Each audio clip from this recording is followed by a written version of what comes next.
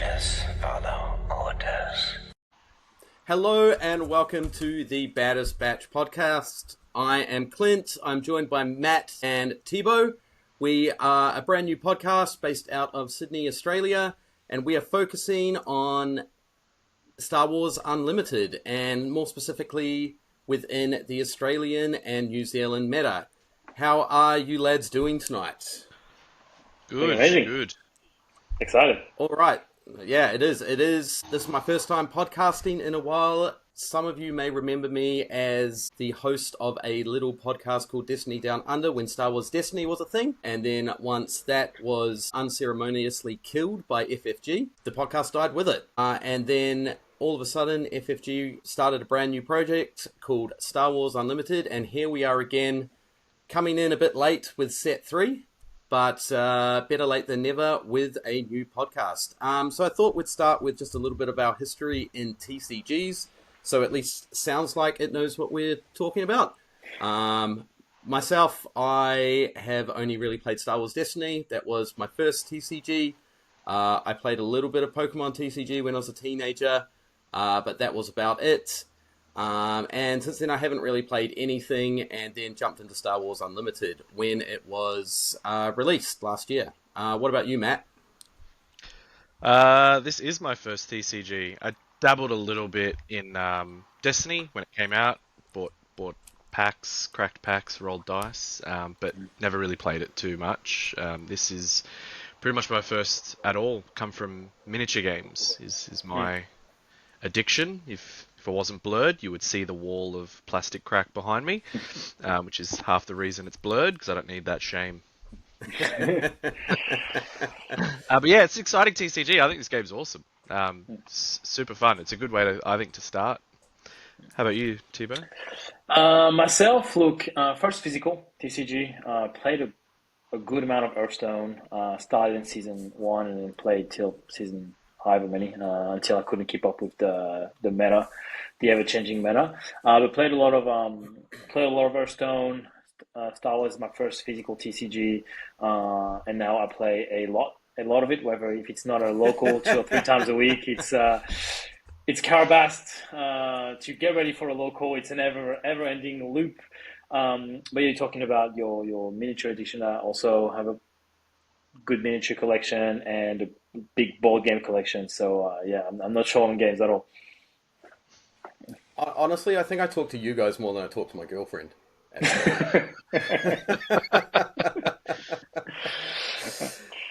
All right, so let's move on. The first topic we thought we'd discuss is that TCG Player, I think it was, came out with a top 10 list, and Star Wars Unlimited came in ranking at 7th, I believe. There we go. Tivey brought it up. So I thought this was pretty interesting. We all thought it was pretty interesting, and like a really good indication of how the game is going, despite what some naysayers online might be saying regarding it. Little bit upset that Lorcana is 5th. I'm always down for some shit talking of Lorcana. That's your segment, because that's your time. That's a whole podcast in itself. Is shit talking Lorcana. We're 4 minutes in, and you've already alienated the Lorcana community. No, I think it's. I think, like the article was saying, even TCG Player was really surprised that he cracked the top 10, because first time since 2023 that something comes into a top 10, and the last time that happened was probably when Lorcana came out, I assume 2023, and Lorcana is considered a relatively successful game. So interesting that Star Wars is doing the same thing as Lorcana, but still by some people, like the naysayers, like Clint was saying, not considered in great shape. But that's a good sign in my opinion. I think it's got a, look, it's Star Wars, so it's a pretty strong IP to have behind it.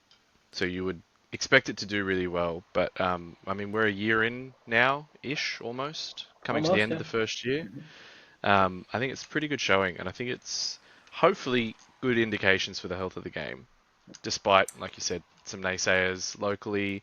I think some unique issues for Australia, like geographically, we've got some hurdles to overcome for TCGs. I feel when you compare us to like America and Europe and stuff like that. But no, I think seven's awesome. I think what's actually more interesting about this list is that it beat out Flesh and Blood. Yep, I agree. Flesh and Blood is very, very popular, especially and considered healthy. Holds and the prizing. Yeah, the prizing that you get with Flesh and Blood is like insane. The different foils that you get with that, and the cards are actually worth something. Which, I mean, look, who's to say Star Wars Unlimited won't get to that level in the next couple of years? Obviously, Flesh and Blood came out, I think it was before COVID. Yep. So it's been going for like 5 or 6 years now. But, you know, for Star Wars Unlimited to beat that in its first year of really Flesh and Blood being probably the first non-Bandai, non-Magic Pokemon Yu-Gi-Oh game that's been really popular and broken into this sort of TCG market, and it's actually considered more popular than Flesh and Blood, is pretty impressive as well. Yeah. I think even in comparison to other FFG lines, right? Like, because they've got Final Fantasy, which isn't in this list, and it's a pretty like mature game, I guess. It's been out for quite a while, so to see something crack into the top 10 for them, I think it's really good. Yeah. What's interesting is that this is gross merchandise value, and Star Wars has such little volume available compared to some of these other games. So the cards were a little expensive, so that helped.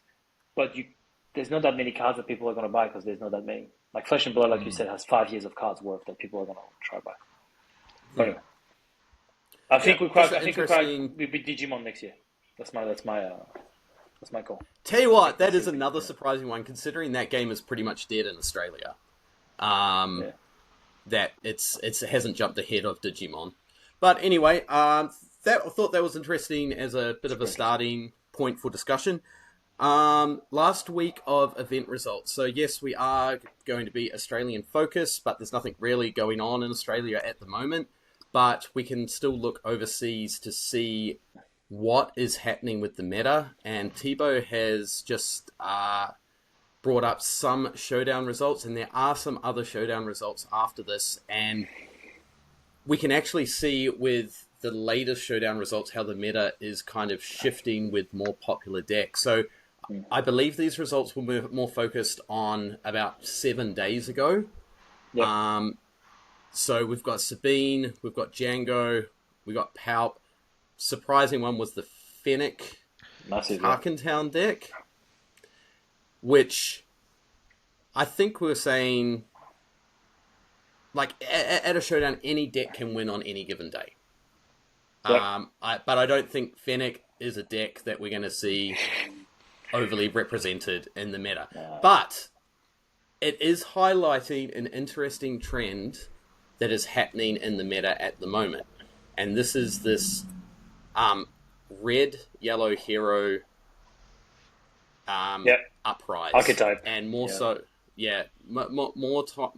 with Quinlan Tarkentown. We don't have a screenshot graphic of it, but graphic of it. But 2 or 3 of the results recently were all won. So we've got a Showdown in Wilmington, which was won by Quinlan Tarkentown, beat a Sabine Green. We have another one in Hattiesburg, which was won by Quinlan Tarkentown again, but it was a top 4 split. And then there was one that was won in Poland by Asajj Red. Doesn't say it was Tarkentown, says it was Asajj Red. I think it's just red, because if you look at the top 8, they specify Tarkintown. There's a couple of Quinlan's Tarkintown in the specified. Yeah, that's correct. Usually when the results are reported, it's either red base, or if it's a rare base, they'll say the name of the base. Yeah. So we're not going to dwell on this too much. What we were going to talk about was how we've started the set with Django Tarkintown sort of coming straight out of the gate, hot out of the gate, in that red yellow shell for villain. But now we're seeing this shift to red, yellow hero, still with Tarkintown, but using Quinlan and using Quinlan's pings to control the ground across the board. And we can see that there's a lot of chatter in the Discords and a lot of people that are working on Quinlan Tarkentown. Tivey, you've been playing Quinlan Green. I have playing a fair amount of Quinlan. Yep. And if you watch one of our recordings, you will see Thibaud absolutely wipe the floor with me with Quinlan Green. But what is it about Quinlan that is so good that everyone is having trouble with at the moment? I think, so the ping is good. The ping is good. It's very comparable to what CAD has been doing, right, for example. And CAD is considered a good leader. Now, I think the hero aspect of it allows you to have access to, obviously, that Spark of Rebellion, potentially that Kira. I play Quinlan Green, but I still get those Han Solos and things like that. Ezra, like good bodies, good cards, very ham disruptive, a lot of units that survive. I think him coming out on 5 and still being a solid body, right? It's a 3/7, which is better than what Ahsoka is, for example. Ahsoka is a 3/6 coming out, right? Mm-hmm. That, the ability to, like, Plo Koon is a massive, like, I honestly, I don't know, I didn't think it was going to be that good when I saw the card, but the ability to kill any 7 health leader on flip is just monstrous. I think that's what's really good. That combo with anything that has 6 attack, you can kill anything on the ground. Space is a little bit harder to manage, so maybe that's why that red shell is maybe a little bit better. Maybe you play a little bit more space stuff. But I think that's why it's really good. I think, like, my personal opinion is it's the combo with Plo Koon and just being able to pin your leader that really makes that deck a step above a lot of other stuff at the moment.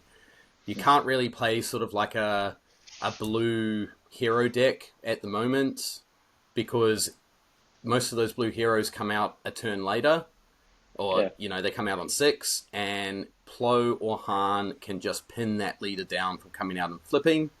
Then you've also got the hand disruption with Spark and Kira, and if you're a degenerate, you run Pillage as well.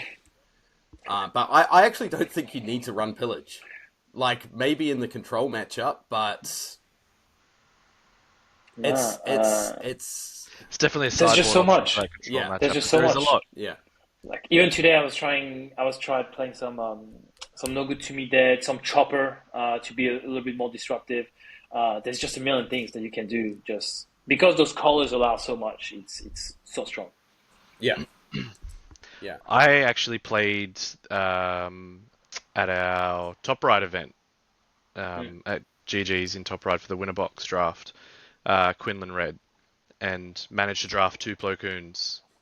And went 2-1 right into the final. Obviously, that Anakin. Talk about that. Kenny's watching this. Yeah, if Kenny's watching this. We ran the Baddest Batch gauntlet. we all went 2-1 in that. Thibaud and I were both running Maul, and you were running Quinlan Red. Quinlan Red, and he just wiped the floor with all of us with Anakin Yellow. Like, he also had he also had Plo Koon. Yeah, he also had he would go what? Turn 3 drop in into turn 4 Plo Koon, and it was pretty much done from there onwards. I think it was a closer matchup for he and I because we were like quite similar colors. I had the benefit of coming out slightly earlier, but I was one action behind. Because he brought in that spider droid thing that you can exploit and it exhausts the unit, and that just I was like, can't do much to that. And I had 2 of the low low altitude ground chips. That one. Gunships, yeah. The gunships, and I was 1 Republic unit off being able to kill his. So I had some good moves, but he just managed it each time. Like because I drew 2 low altitude gunships in 1 turn, So kept them both in my hand, didn't resource. Played one, killed his Plo Koon and killed his big Sentinel. And I was like, oh, hang on. Got a moment here. I Maybe. might be able to draw this back. Maybe I can do it. And then, he just stabilized too hard. And it was such a good match, though. It was a good game. Look, at the end of it, we all went. I think I was second, you were third, Tivey, you were fourth, Thibaud in the end. So After could have been nice. It could have that, been really nice. I'm What's that? It could have been real nice. The baddest batch on the podium would have been perfect, but he had to spoil it. I know. It was. He just managed to. He ran the gauntlet and came out on top. Anyway, let's keep it moving along. So I think I don't know if we're all in agreement, but I'm of the opinion that Quinlan Tarkentown is probably the deck to beat at the moment. If you asked me that last week, which you did when we recorded this podcast for the first time, I think I said Django Tarkentown. But as the meta's developed over the last 7 days, I would say Quinlan Tarkentown, and then Django's probably just behind that. But then I would also go any flavour of red, yellow is what you need to be able to beat at the moment. And I think Sabine, as a further discussion, Sabine has kind of fallen down a little bit, and I wouldn't even put Sabine in the top 3 probably. Ooh. Sabine's first for me. That's big from the aggro master. Yeah, it's big from a Sabine player, but it's a tough matchup. It's I wouldn't even say it's 55%.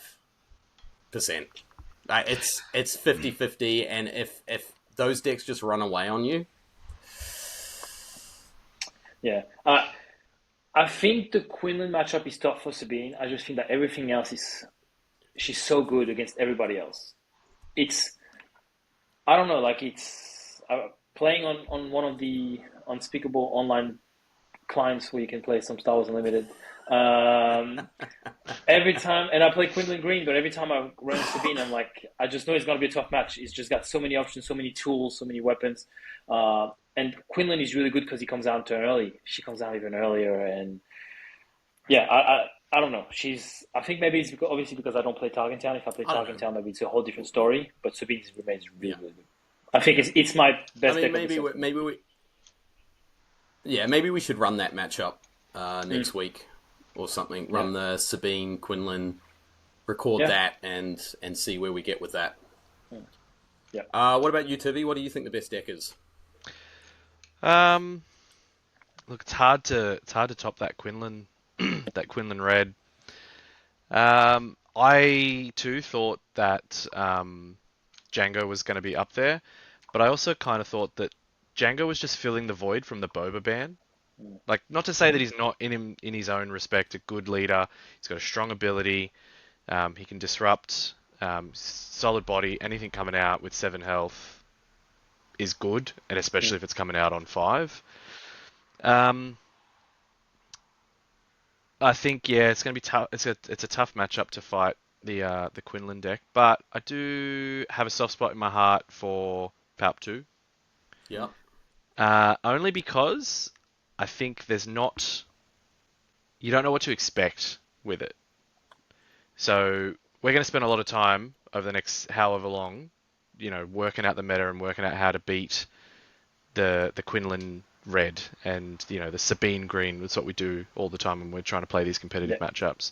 But I think with Palp, you got to expect the unexpected, and you can't always think that it's going to go one way because there's just so many options, so much versatility. I'm trying to build that Palp 2 blue deck, and it's changed 17 times since I first built it because there's just so many now options that all work together.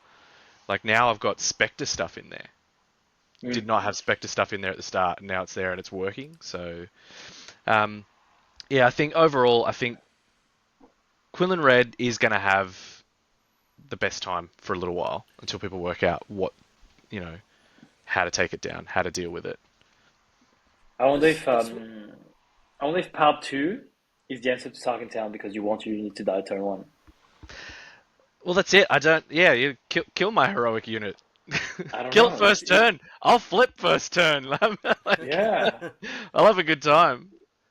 I would be. This wasn't on our talking points, but I wonder if Boba wasn't banned, whether this Quinlan Tarkentown would still be kind of an answer to Boba. Because when you think about it, towards the end, and this will kind of go into our Melbourne PQ discussion from a couple of months ago, but Boba Tarkintown was the deck that was kind of rising up towards the end of the set 2 meta.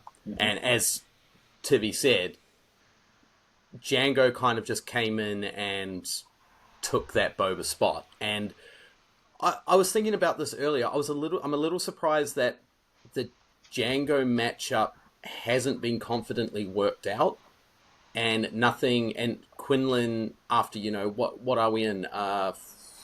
We're almost 2 months into this meta, Yeah. and Quinlan's only just really started to gain up popularity, and I think it's still a tough matchup into that Django Red, but it's still winnable as well. But I wonder if Boba was still there, whether just the sheer resource advantage, it would still it would still be top dog, or if sort of something like Quinlan coming through would actually kind of give it a run for its money. I think Quinlan's got the right keywords as well. That's what sets him. Like, the ping is good, but he's got Force, he's got Jedi, he's got Republic. So he's one of those units, like, everyone used to say about Boba. Boba was good in every color, and that was what was wrong with Boba. I think Quinlan can also be good in every color, because you've got your Jedi lightsabers in blue. You've got, awesome General's units. Blades in green. General's Blade in green. Like, I mean, there's not a heap in red that's specific to that. Force throw. Force That's all throw. you need, really. Yeah, true. So, I mean, I think he's got utility. I think the red is just the aggro side of it. And the red, you can even play a little bit more control because he pings so much with Grenade Strike now. Like, you've weakened like 2 or 3 units, you finish the board off, get out of here. You're low on, you've got 1 unit Force throw.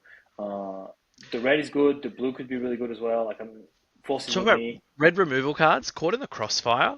It's been used against me twice to really good effect recently, and I'm like, that's a bit Bit spicy. expensive, right? 6 cost? It's pretty expensive, but you use it at 6 cost. You're using it against the 2 big units that are out there. Yeah. So, it was used against me the first time against my low altitude ground ship in a draft, and I feel like it was an Ayla that I drafted. So, and they took each other out. Yeah. So it was like, oh, awesome. That's not a bad use of 6 resources on any good day. I still think one of the strongest cards in that deck is Plo Koon, and because he's yellow, he can go through just... He can go follow Quinlan in whatever, archetype he's sort of absolutely put into. And he can take out 7. I mean, the thing is, he can't take out 7 health units if they cost 6. Yeah. That's the only time. But, most of them you got, Anakin... You can't Anakin. I mean, Anakin's a 6, Obi's a 7. Obi's 6 as well. 7, yeah. Yeah.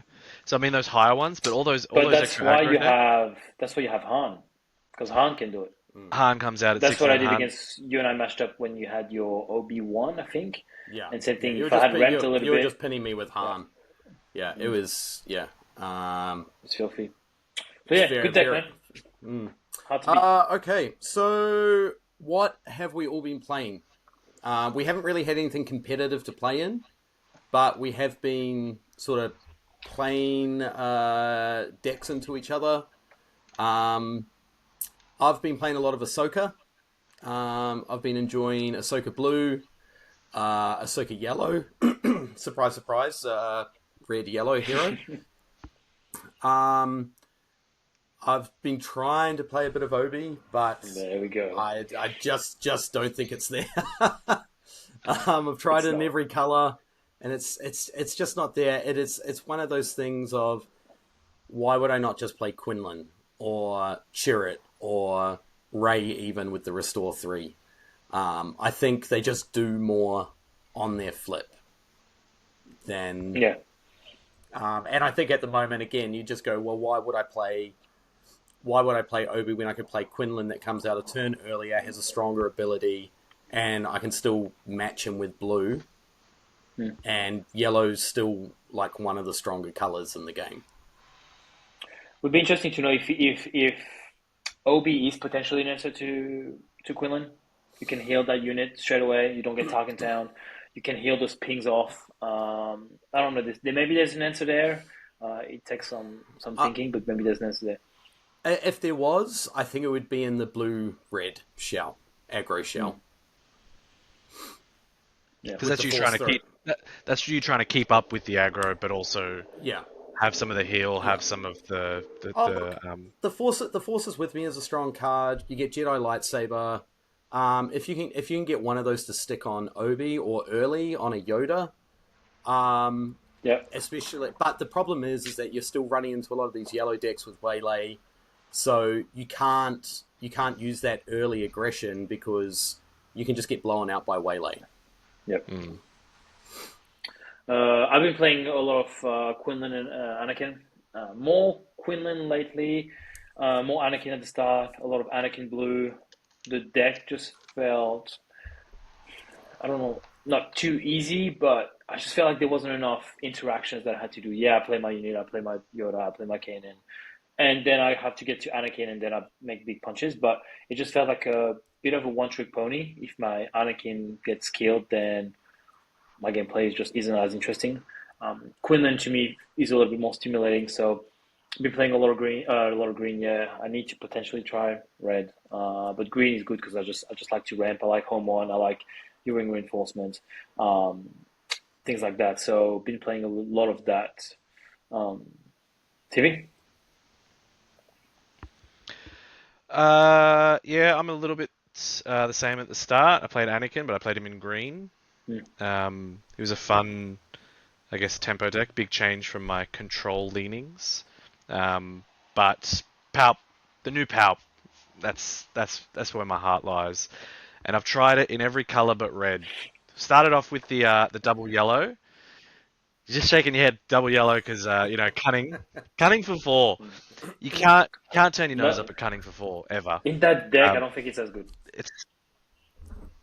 It's not.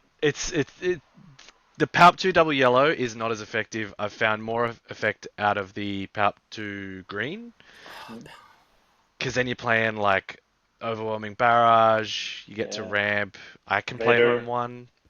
I can still play things like Han Solo, Vader, Maul. There's all these different options that you've got there. But I think the strongest as a more hard control for me is blue. Like having the removal, having the heal and the stabilizing. That Palp 2 blue is just, it's a fun time. Yeah. I love it. I'll keep doing it forever. Oh, I love playing you with it. Oh, of course you do, Aggro Boy. Of course you do. Have you met our Lord and Savior Sabine? It's just terrible. Yeah, we have a little bit talking of about cunning an archetype, like where TV plays more aggro, more control. I play more mid range, and Clint usually plays the aggro. So we got a good scissor paper rock system going. Guess who has the most friends? Spoiler alert: it's not Tivey. It's not me. There has been those times where I am playing a game, I'm just like, oh, this is not fun for them. I still remember the first time we ever played, and there were expletives used. I think that was that one. I can't remember what you used into my Palp deck, and you were just there on the other side of the other side of the table, like, how the fuck do you even play this, you monster?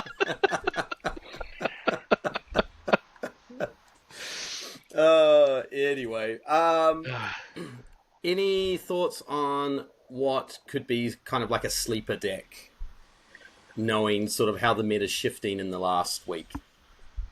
I can go first. I think, as we were talking before, Cunning is a card. It's still pretty good.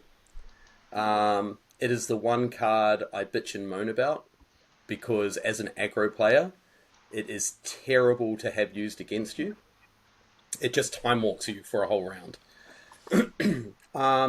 So I think maybe like a Han yellow, or I was even looking at Quinlan yellow this morning, like throwing a deck together for Quinlan yellow, based on the same concept of sort of like Han and the Quinlan red, but just being very aggressive and disruptive with all the bounce and the tapping, but also being able to use the ping to control the board as well. Obviously, you can't control it as well without Tarkintown with the ping, but the pings do add up as well if you play your hand out correctly or sequence correctly. So that might be one that I might have a look at a little closer this week and build in paper, and we can throw that one around a little bit once we see each other next. I'm thinking Asajj. Any other thoughts? Thinking Asajj yellow. I think I've played a little bit of it. It's going to steal some games. It's really fast. It's got that cunning for 4 where you can exhaust, deal 4 damage. Now your Asajj has the shoot first ability, and she's going to either clear the board or do it over 5, 6 damage. Yeah, I think Asajj is going to be a sneaky aggro. A little fragile, but I think really, really good. Yeah, what control deck do you want to play, Tivey? I want to play all the control decks. Actually, you played Cad Yellow the other day.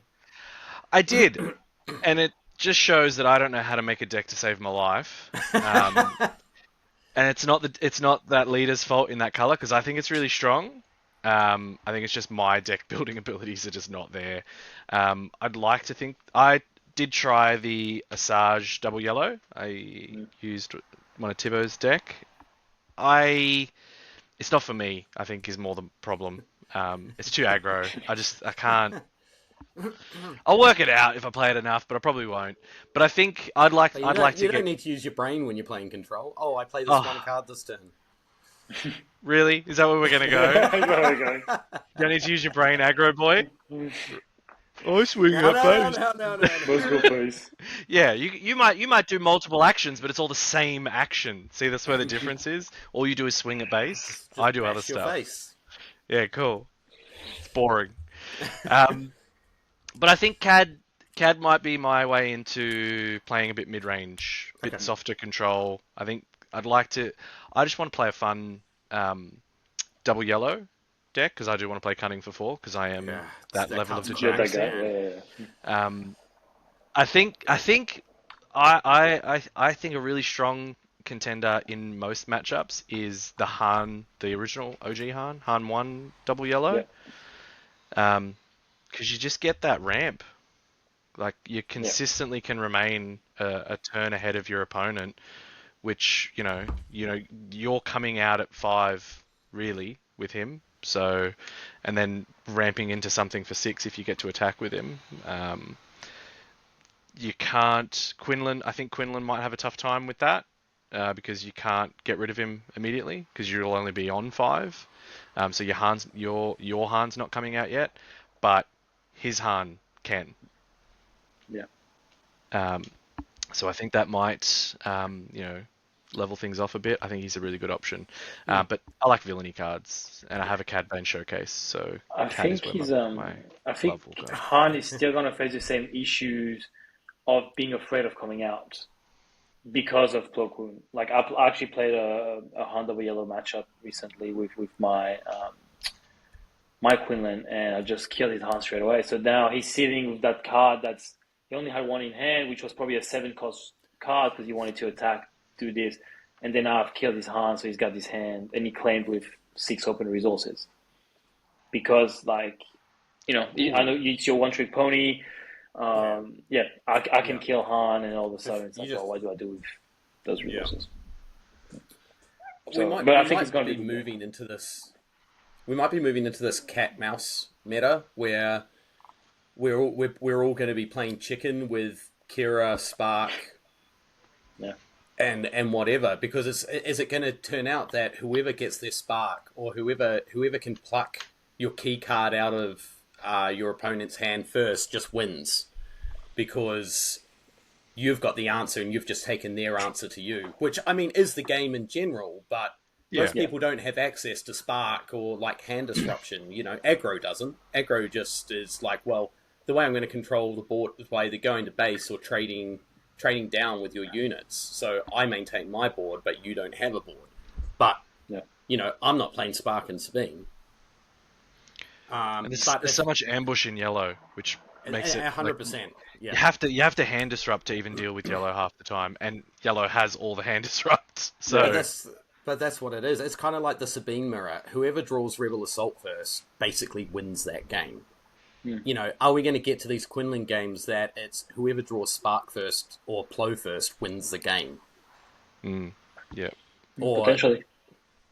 which doesn't sound super exciting to me, but I think it'll be interesting how the meta shapes up as we move away from, you know, this draft part of the set, moving into the more constructed side of things, where we get to, you know, store showdowns, PQs, and all those kinds of events to see where the meta lands. Look, I mean, the obvious, you know, predator to Quinlan Tarkentown would be a control deck. Like, I believe Quinlan still struggles with Bosk Blue. So we're going to probably see in the next couple of weeks a lot of people trying to build either like Palp hard control, or we're just going to see an uptick in Bosk Blue as well. Which might become circular and then Sabine comes back around, but Sabine struggles into the Bosk Blue matchup as well. So I think maybe Yoda, because Yoda comes almost so late that you've had time to deal with a Plo Koon, with a Han, and even if you bring Han, he's got 9 health. You're not killing Yoda. The issue, if you think the control guys like Kira, I can kill Kira with my Plo Koon, I can kill Bosk with my Plo Koon, Palp, the Palp 2 doesn't come out. Yoda has all the tools to control and comes out so late. He's a seven cost, I think. So even with Han, he's not dying. 4/9. Yeah, he's 4/9. On flip, he can kill a unit. Like, I think Yoda might be the answer to Quinlan then.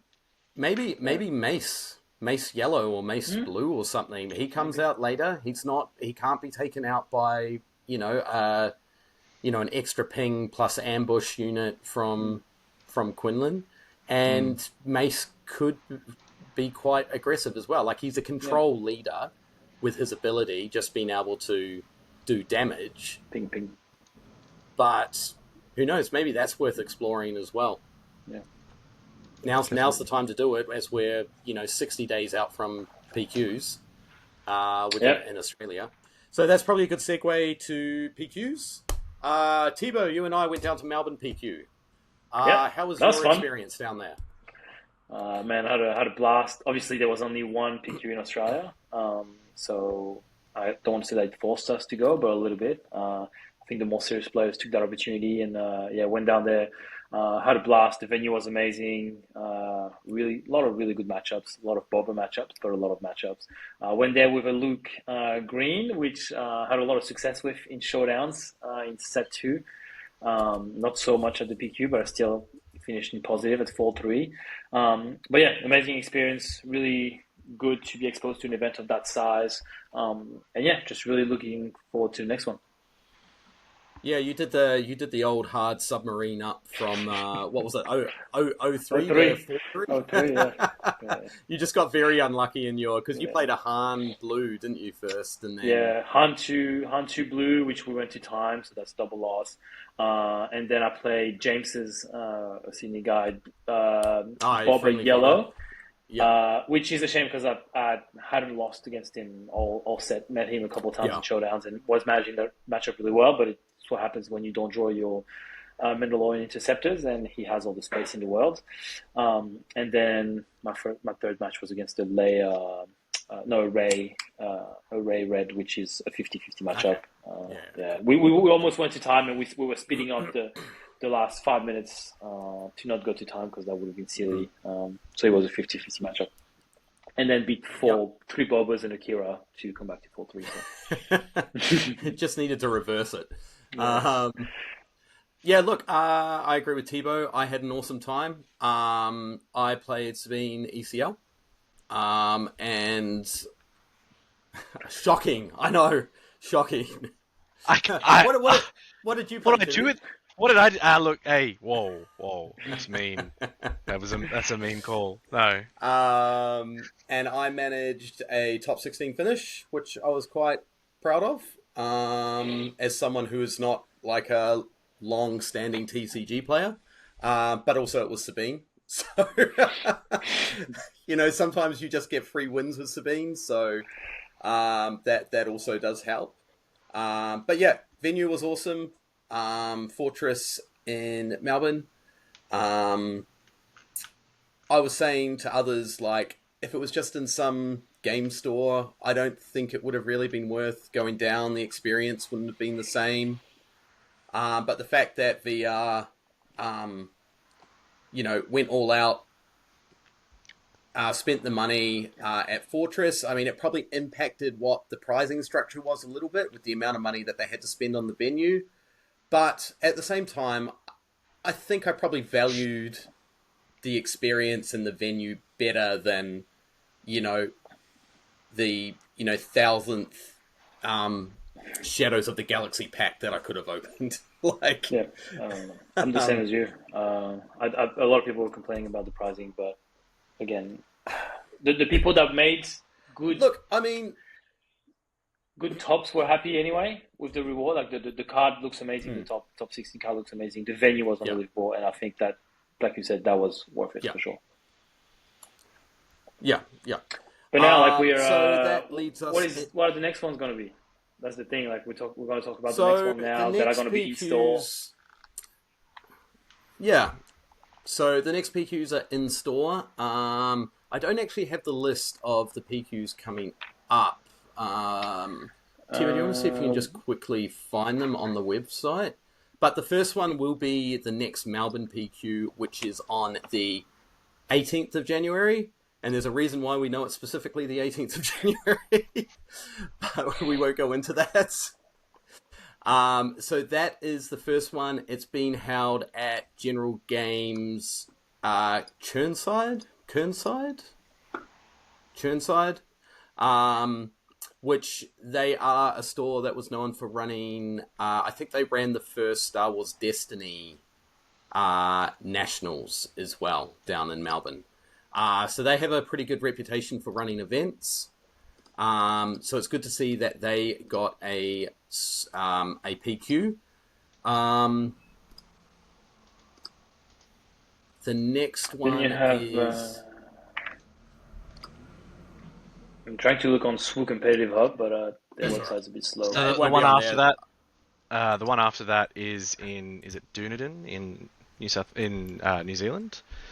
I'm just going to the Oceania now. Dunedin, yeah. Thank you. So that's on January the 25th, and then back to Australia on February 8th in Brisbane at Vault Games. Same weekend is Perth, Beskar, Forge Gaming. And then the week after that is February 16th, Mega Games in Penrith. Yeah. Then there's one more weekend, February 22nd. It's in Wilmington and NZ and in Adelaide. That's actually spelt wrong. It should be Wellington. Wellington's not real. That's fair. No, it's to be fair, it was spelt wrong on the site, so it is in Wellington, New Zealand. So, the top of the South Island. I don't know why that's so hard for me to think of, but it's been 20 years since I lived there. So, so we got 7 PQs within the Australian and New Zealand region. So we're obviously in Sydney. Our PQ is on the 16th, which is a Sunday. What is happening that weekend also, though, is we are making that a double header. So as a podcast / competitive team, we are organising a 2K for the 15th of February, which will be held at Club Ashfield. Can we pull up the poster? Yes, pull up the poster there. chuck it up. There you go. So this is the event that we're hosting. So we've pretty much matched the pricing that you can get at a PQ. So this is a great opportunity to come along on the Saturday, especially if you're traveling up to Sydney for the Sydney PQ. There's a great incentive here to come up on the Friday night, stay the Friday night, come play on Saturday in a competitive level event. Obviously, it's not a sanctioned event, but we will be running it with competitive rulings, exactly like it would be a PQ. And you can see our pricing structure on the top, just through here. It's 2 boxes and a showcase for the winner. Finalists, a box, 3rd and 4th, 12 packs, 5th to 8th, 6 packs, and then everyone who doesn't place is 4 participation packs. We also have been given access to a Showdown kit. Now, this isn't a Showdown, but the tops, what is it, top 16 get cards, or is it top 8? Top 8. Top 8 Top 8 get one of them, and top get the and gore. participants. Participants top get the 32? Savage. Get the think it's Savage Press. 32. Up to 32. Top 8 will also get a set 3 mat of their choice. So we've got 2 of each mat. So based on your placing, you'll get first choice at a mat. We also have lucky door prizes of a showcase. Amongst other things, there'll be another a Rancor mat, I believe, that we've got that we'll be giving out as lucky door prize, and we're still organising some other stuff. So entry is $55. We will post the link to the event where you can purchase tickets in the comments section, the description section.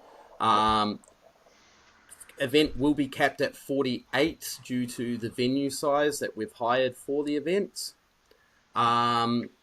So the more the merrier. We want to make this great, fun, competitive day, a place for everyone to do some testing before the PQ and make adjustments to their decks before the PQ on Sunday.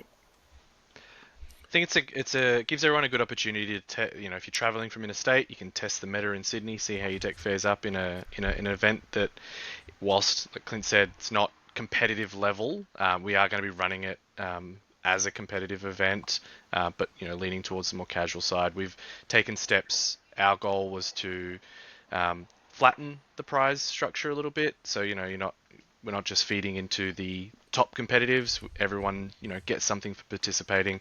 Wanted to match that with lucky door prizes and things like that. But yeah, it's going to be a great day. It's really, I think it's just really necessary for the growth of the game for these kinds of events to occur, and to link it up on the same weekend as a PQ gives everyone that opportunity. If you were traveling here anyway, you get to have 2 days of Star Wars. Who doesn't love that? And yeah, should be good. I also think it's a good opportunity for some players to get a feel of what those 2-day events is like. Like I know in the US they have some of those bigger, like those 4Ks, and where it's Swiss on the Saturday, Top Cut on the Sunday, and some of the bigger official SWU events moving forward are going to be 2-day events. And so I think it's good to get a taste of that. Let me come get some games on Saturday, see how I feel on the Sunday, go back to back, play twice as much SWU. It's gonna be fun. And if you haven't played in a PQ or that that competitive level event, it is a good opportunity. Like obviously we're going to be a lot more casual about it, but we are going to stick to the official rules of SWU organized play. Deck lists are going to be required. We're going to make judge rulings, like all of those things. So to get you prepared for what the next day looks like in the PQ at Mega Games, which also should be a great day. I was able to go to the Showdown in the first set at Mega Games, and I've got to admit that was probably my favorite Showdown of the set. I didn't get to go to the set 2 Showdown. That was a kid weekend, so I was home with the kids that weekend. But the first one was awesome. They supported that with like awesome prizing. They had lucky door prizes as well. I got a Star Wars plushie. Technically got 2. Scotty was nice enough to give me his, so I was able to give an Ahsoka one to my daughter, which was nice. But their event on the day was awesome. So I'm looking forward to having a PQ there too. Talking about Scott, as a bonus for everyone, we've arranged that he's not going to attend either event. So everyone now has a chance at winning. That's You're it. welcome. Open show for Sydney now. We did have to pay for him to go on a cruise, but he's not going to be there. Just one of the things we're trying to do for the community, right? Yeah. There'll be no Iden Blue there. That Iden Blue matchup is rough. Yeah. So just as a recap, Saturday, February 15th, 10 a.m. start. Registration obviously earlier than that. Rounds of Swiss will be dependent on players, but we're looking, there's probably going to be about 32 that we've calculated. So 32, and 5 to 7 rounds of Swiss, depending on numbers. Cut to top 8, so there will be a top 8 that is played out. We have the venue for that long to ensure that we can play out the top 8 there. Games will be streamed. If we can't get the streaming figured out, we'll definitely record them and post them upload them to YouTube post-event. But yeah, we're really excited about it. Our plan is to do this for every set.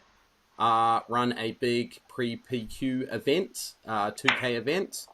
And also run another event, 2 to 4 weeks after set release. So people can kind of get a competitive feel for what the meta is doing in each new set. Because that is something that we felt collectively, which is why we're doing this, is that competitively, there's just nothing for a couple of months, which is fine. We're all happy to go draft, but also there's that competitive itch that needs to be scratched, and we've got all these cards that are sitting there doing nothing for the first couple of months. And there's only so much grinding on that program that shall not be named that we can all do as well. So really excited about that. Obviously, we won't be playing. We'll be organising, but that's fine. We'll be playing in the PQ the next day. Tivey will be judging. Thibaud will be looking after the stream and everything that. I'll be TOing the event. So we're looking forward to it, and we really hope you can come. So other than that, we're coming up on an hour now, so we'll start to wrap it up. We've already started uploading gameplay videos to our YouTube channel. Have a look out for those. Thibaud's done an awesome job with all the graphics and getting them uploaded, supplying commentary over the top as well. It takes a lot of time and effort, so we hope that you've been enjoying them. The gameplay on my side probably hasn't been the tightest, I will admit. He says, beating me 2-1. Yeah, that was not some tight gameplay, though. That was some rusty Sabine gameplay. I can tell you that for free. And you can also see Thibaud walloping me playing Ahsoka Blue with his Quinlan Green as well. We aim to upload probably 2 a week if we get the time to. There probably won't be much over the next couple of weeks, but we will be aiming for regular uploads, at least 1 best of 3 a week. We're aiming for 2 best of 3s a week.